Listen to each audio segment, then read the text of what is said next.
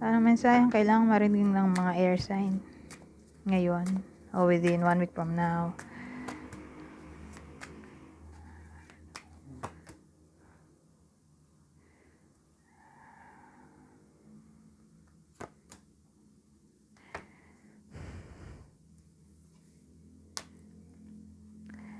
So, ang dating dito,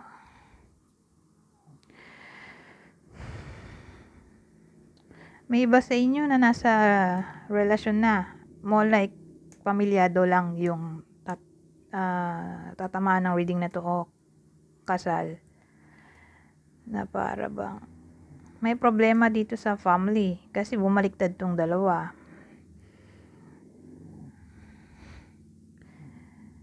So, pwedeng ang problem ay walang time management sa pagitan ng career at personal life, o may trust issues, insecure, ayan, may ganyang problema, may insecure, problema sa pera, trust issues, o immature, either nangyayari na to o mangyayari pa lang, pero sino kaya yung possible partner ng iba sa inyo na pwedeng tamaan ng reading na to? Sagittarius, Aries,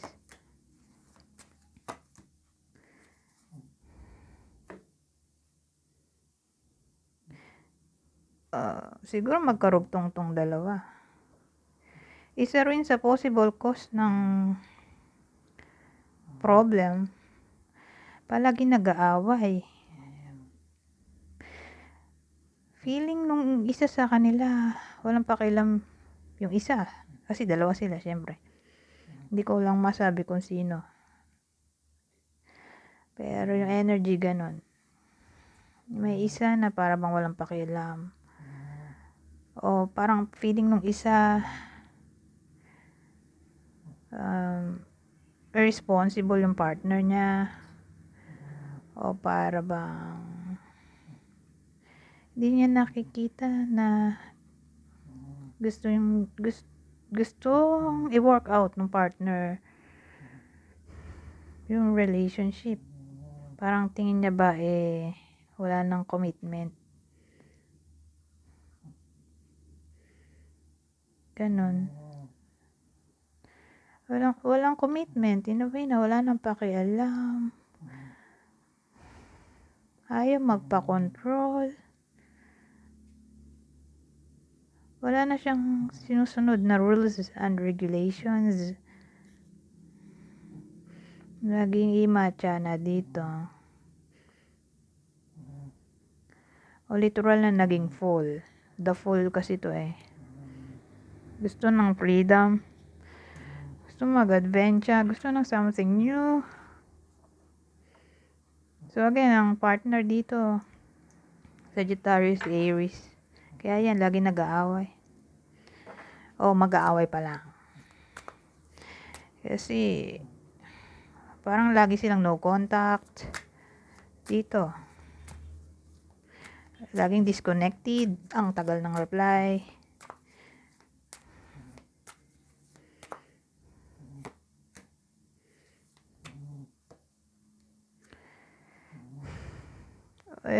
Dugtong pa rin siguro to.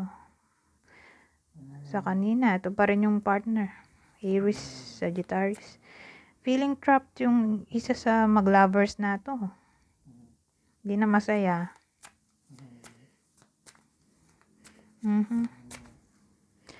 So, syempre, kung sino man yung hindi na pinapansin. 'Di ba? Yung para bang nakaka-feel na wala nang pakialam sa kanya yung partner niya, di siya yung feeling trapped dito.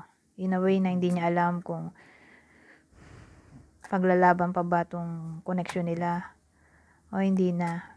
Kung i-let go na ba o hindi pa.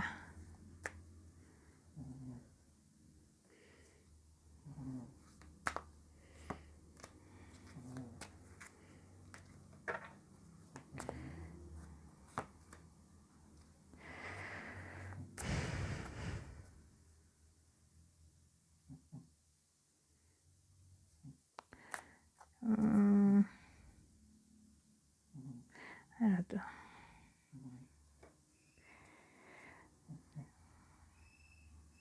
Well, ang ending nito, dikit pa rin eh. Dikit pa rin to. Kanina sabi ko feeling trapped, di ba? Hindi niya alam kung magle-let go na ba o hindi pa. Although, parang wala nang pakialam sa kanya yung partner niya. Hindi na nga siguro umuwi sa bahay nila o hindi na siya kinokontact. Ay, ang tingin ko, optimistic pa rin dito. Optimistic pa rin, oh. In a way na hindi ma-accept ng iba sa inyo na wala na talagang pag-asa yung connection. So, dahil di pa nga ma-accept, di magpapaka-optimistic na lang. Na magiging okay pa ang lahat. Pero again, pamilyado lang yung tatamaan ng reading na to at kasal. Tapos ang partner, Aries, Sagittarius.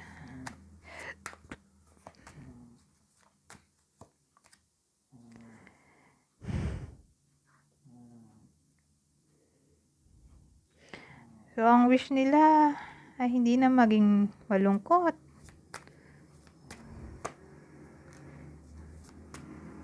At maayos pa itong gulo. Kasi nag-aaway nga eh. Sila magkasundo. Niisip ko nga baka may third party eh. Tingnan mo naman. Eto. Diba? Ito yung cause ng gulo. Third party. O kung wala, kasi case to case basis naman. Bini-wish na maging maging okay din ang lahat. Mawala na tong gulo.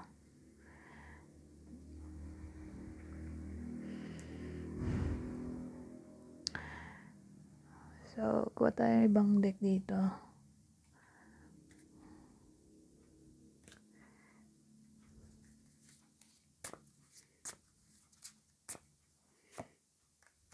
Yes, your intuition is correct. Take action accordingly. Tama daw yung intuition ng iba sa inyo. Make a wish. This is a magical moment. Make a wish and enjoy its manifestation. So, mag-wish ka lang daw. Dahil may chance na magkatotoo yung wish ng iba sa inyo.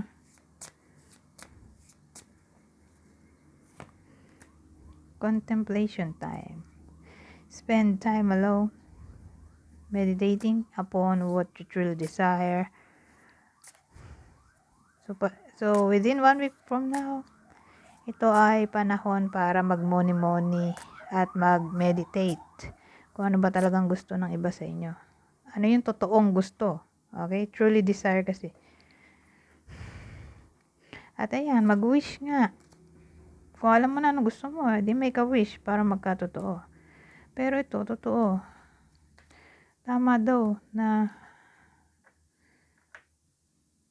ang intuition ng iba sa inyo. Take action accordingly. Anyways, hanggang dito na lang. Goodbye for now.